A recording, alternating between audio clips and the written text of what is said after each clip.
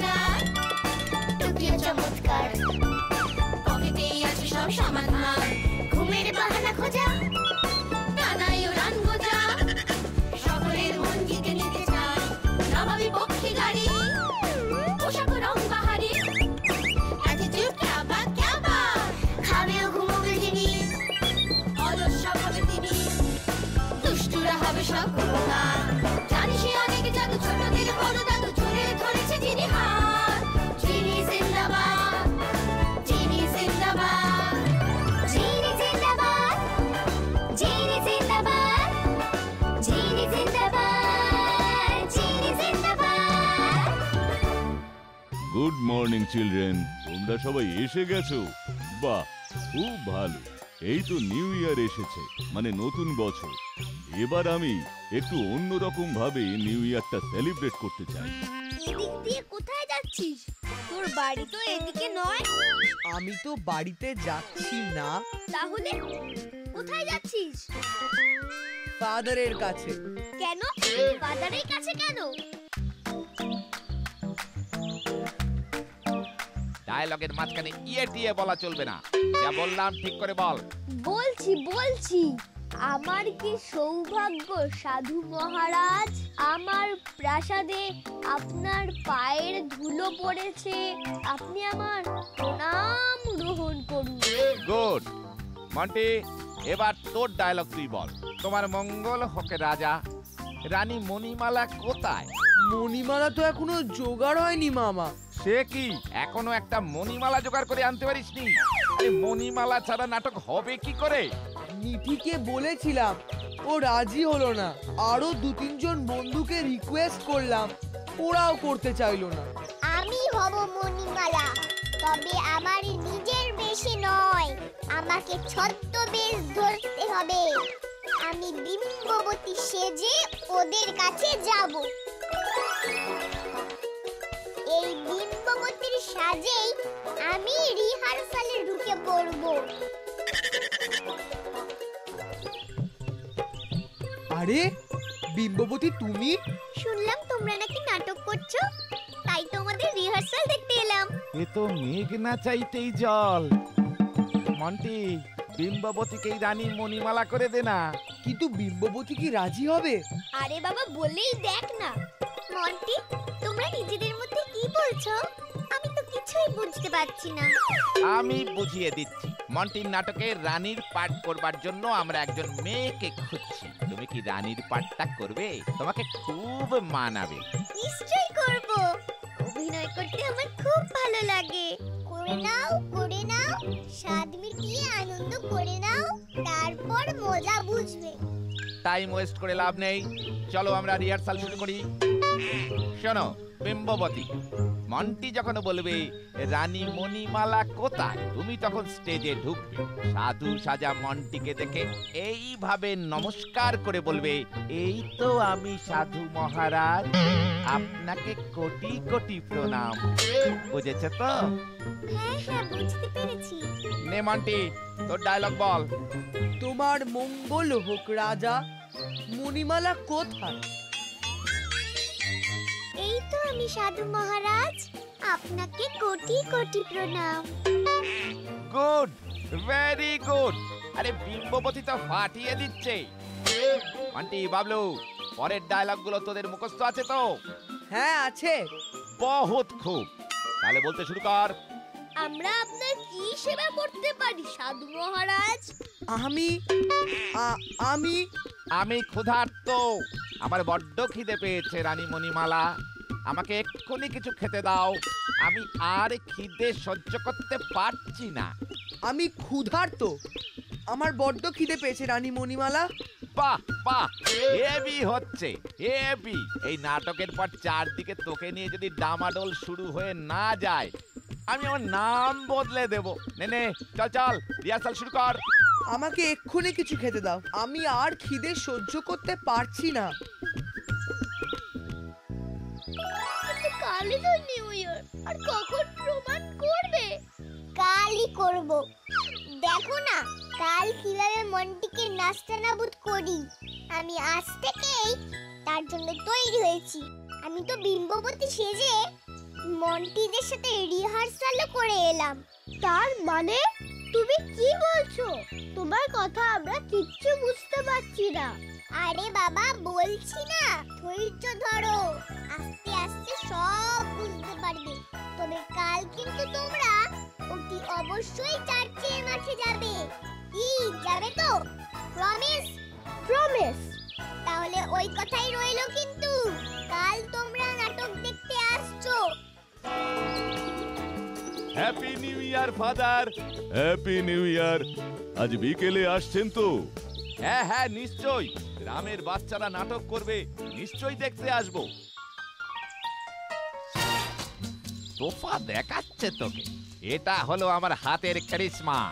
তোর এই খ্যাংরা কাঠি আলুর দমের মতন চেহারাটার মেকআপ করে পুরো ভোলি পাল্টে দিয়েছি, তাই না রে মন্টি? যা বলেছো মামা, বাবলুকে তো চেনাই যাচ্ছে না। আমার মেকআপটা কিন্তু বাবলুর চেয়েও ভালো করতে হবে মামা। আচ্ছা আচ্ছা, ঠিক আছে, বল।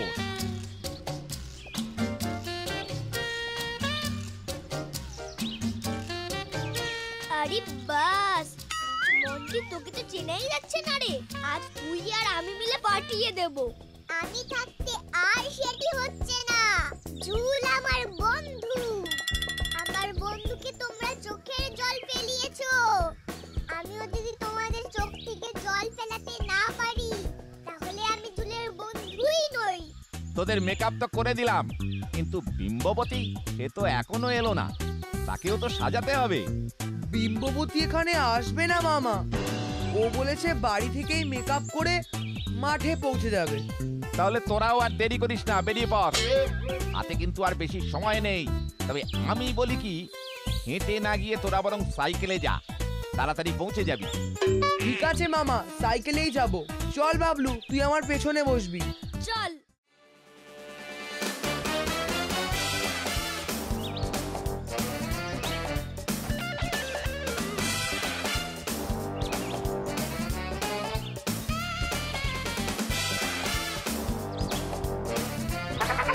কি হচ্ছে? সাইকেলটা পেছন দিকে যাচ্ছে কেন? এ মন্টি, কিভাবে চালাচ্ছিস তুই? আমি তো সামনের দিকেই চালাচ্ছি, সাইকেলটা পেছনে চলে যাচ্ছে কি করে?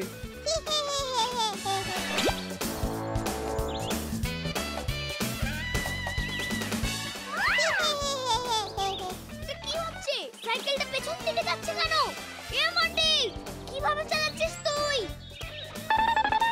আমি তো সামনের দিকেই চালাচ্ছি। এ বাবা, উয়া, থু, কি বিচ্ছিরি গন্ধ বেরোচ্ছে গা থেকে। আরে গন্ধের নিকুচি করেছে। কাদায় পড়ে যে আমাদের মেকআপ টিকআপ বরবাদ হয়ে গেল, তার কি হবে? আগে কাদা গুলো ধুতে হবে। এই অবস্থায় তো আর নাটক করতে যাওয়া যাবে না। চল নদীতে গিয়ে আগে স্নান করে নি। এখন স্নান করতে হবে? কি গাধার মতো কথা বলছিস? নিজের চেহারাটা কি হয়েছে দেখেছিস? নিজের চেহারাটা কি হয়েছে সেটা তোকে দেখেই মালুম পাচ্ছি। এদিকে নাটকের সময় তো হয়ে এলো। সেই জন্যই তো বলছি, তাড়াতাড়ি চল নদীতে গিয়ে ডুব দি। যাও যাও, গিয়ে নদীতে ডুব দাও।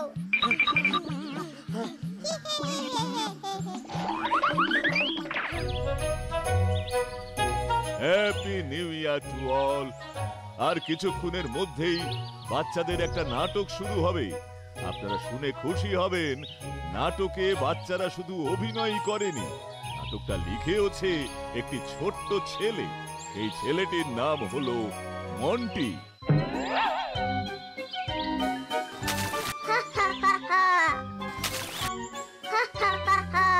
তোর কাদা তো সব সাফ হয়ে গেছে, আমারটাও হয়েছে তো।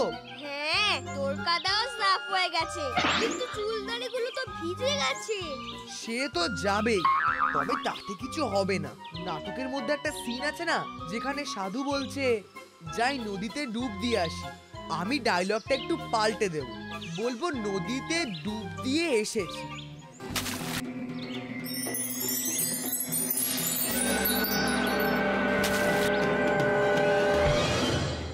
এ কি রে বাবলু, তুই এরকম নীল হয়ে গেলি কি করে? তুইও তো নীল হয়ে গেছিস, একেবারে নেভি ব্লু। কিন্তু এটা হলো কি করে? সেটা তো আমিও বুঝতে পারছি পারছি না।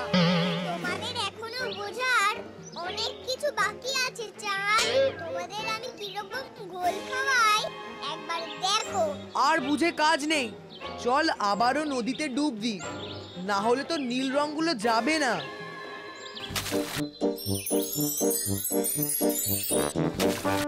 মন্টি, এবার তো আরো খারাপ হলো, গায়ের রং তো গেলই না, উল্টে তোর মাথার চুল আর চোখের পাতা কমলা হয়ে গেল। এটা দশা নয়, দুর্দশা। দুর্দশার এই তো সবে শুরু, এখনো পুরো সিনেমাটাই বাকি আছে। কিন্তু আর তো আমাদের হাতে সময় নেই, আমাদের তো এখন যে করেই হোক মাঠে পৌঁছতে হবে, নইলে তো আমরা নাটক করতেই পারবো না। ফাদার নাটকের পরের প্রোগ্রাম শুরু করে দেবেন। চল চল এভাবেই চলে যাই। কিন্তু এরকম কিম্ভূত নীল শরীর, কমলা চুল নিয়ে নাটক করব কি করে? কিন্তু উপায়ও তো কিছু নেই, এভাবেই স্টেজে উঠতে হবে। অভিনয়টা যদি ফাটিয়ে করতে পারি, শরীরের রং নিয়ে কেউ মাথা ঘামাবে না। চল চল।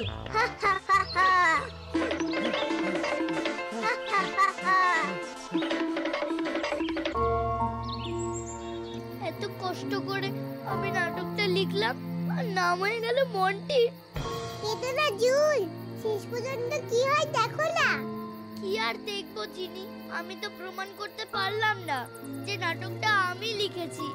ফাদার ভাববেন আমি মিথ্যে কথা বলেছিলাম, সেটা ভেবেই আমার বেশি কান্না পাচ্ছে। জুল প্লিজ, বলছি তো নাটকটা আগে শুরু হতে দাও, তারপর দেখোই না কি হয়। যিনি যখন ভরসা দিচ্ছে, ও নিশ্চয়ই একটা কিছু করবে, যাতে ফাদার তোকে মিথ্যেবাদী না ভাবে। এই চোখটা মুছে দে। ফাদার, নাটক শুরু হতে আর কতক্ষণ? সময় তো হয়ে গেছে, কিন্তু মন্টি তো এখনো এসে পৌঁছয়নি। এত দেরি করছে কেন বুঝতে পারছি না।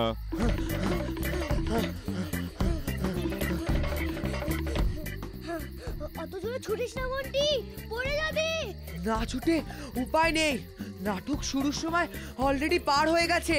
5 মিনিটের মধ্যে পৌঁছতে না পারলে নাটকটাই করা হবে না। ওয়েল, আমি বুঝতে পারছি আপনারা সবাই অধৈর্য হয়ে উঠেছেন, তবে আপনাদের কাছ থেকে আমি আর মাত্র 5 মিনিট সময় চেয়ে নিচ্ছি। এর মধ্যে যদি মন্টিরা না আসে, তাহলে আমাদের পরবর্তী প্রোগ্রাম শুরু করে দেব। সেই কখন তো মেকআপ করে মন্টি আর বাবলুকে পাঠিয়ে দিলাম, এখনো আসছে না কেন ওরা? আরে কি বিম্ববতী এখানে বসে আছে কেন? মেকআপ টেকআপও তো কিচ্ছু করেনি। এই যে বিম্ববতী, কি ব্যাপারটা কি তোমার? এখনো মেকআপ করোনি যে? মেকআপ? কিসের মেকআপ? স্ট্রেঞ্জ সাতকাণ্ড রামায়ণ পড়ে সীতাকার পিতা রানী মণিমালা সেজে কত রিহার্সাল করলে, আর এখন বলছো কিসের মেকআপ? তুমি কি এই বিম্ববতী হয়েই স্টেজে উঠবে নাকি? কাকে কি বলছেন বলুন তো আপনি? আমি তো কোনো রিহার্সালই করিনি। আলবাত করেছো। আপনি কিন্তু বড্ড বাড়াবাড়ি করছেন। আমি কিন্তু আমার বাবাকে আপনার নামে নালিশ করব। ওরে বাবা, তোমার বাবা মানে তো চৌধুরী কর্তা, এই গ্রামের মাথা। আল্লাদি মেয়ের নালিশ শুনে আমায় না গ্রাম থেকেই তাড়িয়ে দেয়। দরকার নেই বাবা, একে ঘাঁটিয়ে। আচ্ছা আচ্ছা ঠিক আছে, তুমি কোনো রিহার্সাল করনি, আমারই ভুল হয়েছিল। প্রথমবার বলে ক্ষমা করে দিলাম, দ্বিতীয়বার যেন এরকম ভুল না হয়। কিরকম হলো কেসটা? মেয়েটা কি পাগল? তা না হয় হলো, কিন্তু এখন মণিমালা কে হবে? না, কোনো উপায় নেই, মণিমালা ছাড়াই নাটক করতে হবে। কিন্তু মন্টি আর বাবলু গেল কোথায়? ওরা এখনো আসছে না কেন? এ কি, এদের এরকম হাল হলো কি করে? নীল শরীর, কমলা চুল, এটা কি ধরনের মেকআপ? বুঝেছি, আমার মেকআপটা পছন্দ না হওয়ায় নিজেদের ইচ্ছে মতো মেকআপ করে এসেছে। কি ব্যাপার বলতো তোদের? এরকম ভূত সেজেছিস কেন? সে অনেক বড় গল্প, পরে বলবো। এখন ফাদারের কাছে যাই। আয় বাবলু। মন্টি আর বাবলু এরকম সেজে এসেছে কেন বলতো জুল? তোর নাটকে তো রাজা বা সাধু, কারোর শরীরই নীল ছিল না, চুলগুলোও কালোই ছিল। তাহলে কি জানি ওরা কেন এভাবে সেজেছে। এটা তো কিছুই নয়, আসল কাণ্ড তো হবে নাটক শুরু হবার পর। ও, এটা তাহলে তোমার কাণ্ড। ফাদার ফাদার আমরা এসে গেছি। তোমরা কারা? আমি মন্টি ফাদার, আরো বাবলু। হ্যাঁ হ্যাঁ তাই তো, কিন্তু তোমরা এরকম সেজেছো কেন? ফাদার, নাটক শুরু হতে আর কতক্ষণ? এই তো এক্ষুনি শুরু হবে, মন্টিরা এসে গেছে। যাও যাও যাও, তোমরা আর দেরি করো না, স্টেজে উঠে পড়ো, নাটক শুরু করে দাও। ওয়েল, তোমার নাটকের নামটা যেন কি? রাগী সাধু আর দয়ালু রাজা। ওকে, লেডিস এন্ড জেন্টলম্যান, আমাদের এতক্ষণের প্রতীক্ষা শেষ হয়েছে। এবার শুরু হতে চলেছে মন্টির লেখা নাটক রাগী সাধু আর দয়ালু রাজা।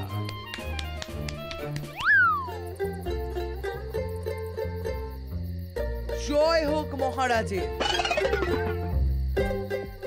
আমার কি সৌভাগ্য যে আমার প্রাসাদে আজ সাধু মহারাজের পায়ের ধুলো পড়েছে। মহারাজের কল্যাণ হোক। রানী মণিমালা কোথায়? মণিমালা নেই সাধু মহারাজ। আমি আপনার কি সেবা করতে পারি বলুন?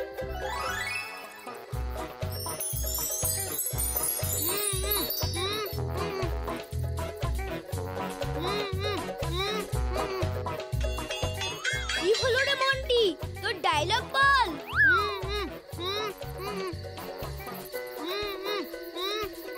ফাদার, মন্টির মুখ আটকে গেছে, মন্টি কথা বলতে পারছে না। স্ট্রেঞ্জ, মন্টির ঠোঁট দুটো আটকে গেল কি করে? ওরে বাবা, কারো মুখের দুটো ঠোঁট যে এভাবে সেটে যেতে পারে আমি জীবনে দেখিনি। মনে হচ্ছে সাংঘাতিক কোনো আঠা বা ওই জাতীয় জিনিস দিয়ে মন্টির ঠোঁট দুটো সেটে দেওয়া হয়েছে। কিন্তু মন্টি তো অ্যাক্টিং করছিল, এর মধ্যে ওর ঠোঁটে কেউ আঠা লাগালে আমরা তো দেখতে পেতাম। ঠিক বলেছেন ফাদার, কেউ কোনো আঠা ফাটা লাগায়নি, এটা কোনো একটা অসুস্থতা। আমার মনে হয় দুটো ঠোঁট অপারেশন করে ফাঁক না করে দিলে মন্টির পক্ষে আর কোনোদিনও কথা বলা সম্ভব হবে না। তাছাড়া ভেতরের দুপাটি দাঁতও চুম্বকের মতো সেঁটে রয়েছে কিনা কে জানে। তাহলে তো এক্ষুনি মন্টির ঠোঁট দুটোর অপারেশন করতে হয়। তা আপনি তো মন্টির মামা, আপনি আর দেরি করবেন না, শিগগির একজন ডক্টরকে ডেকে নিয়ে আসুন। হ্যাঁ হ্যাঁ যান, আর দেরি করবেন না। আমার তো মনে হচ্ছে শুধু ঠোঁট দুটো অপারেশন করলেই হবে না, দাঁতগুলো ভেঙে ফেলতে হবে, তবে যদি মন্টি কথা বলতে পারে।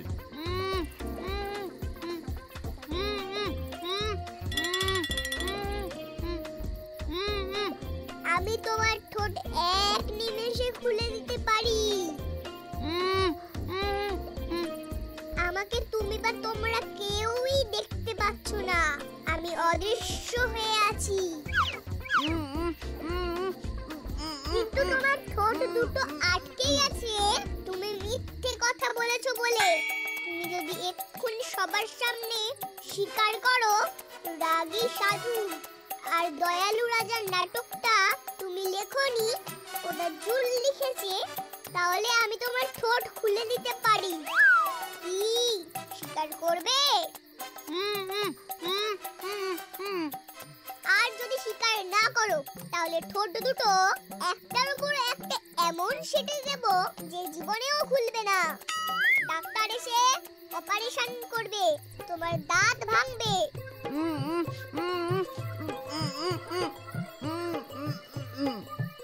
ঠিক আছে, তোমার ঠোঁট খুলে দিচ্ছি।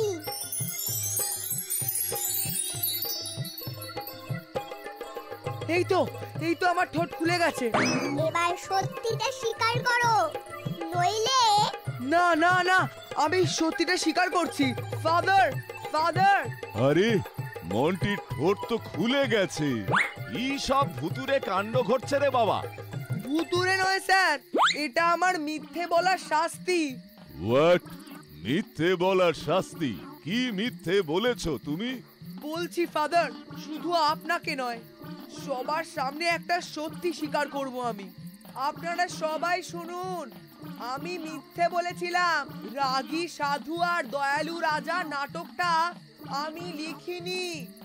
এটা জুলের লেখা। আমি জুলের খাতাটা চুরি করে নিজের নামে চালিয়েছিলাম। আপনারা আমায় ক্ষমা করবেন।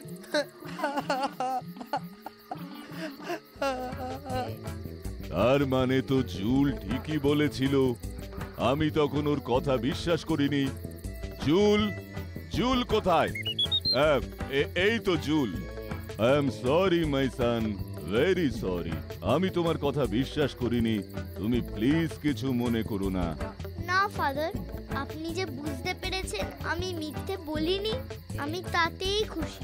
শুধু এতেই খুশি হলে তো চলবে না, তোমার লেখা নাটক তোমাকেই অভিনয় করে আমাদের আর একদিন দেখাতে হবে। কি দেখাবে তো? নিশ্চয়ই দেখাবো father. Thank you and god bless you my son. Thank you Genie. না না, জিনিকে শুধু থ্যাঙ্কস দিলে চলবে না, বলতে হবে জিনি জিন্দাবাদ।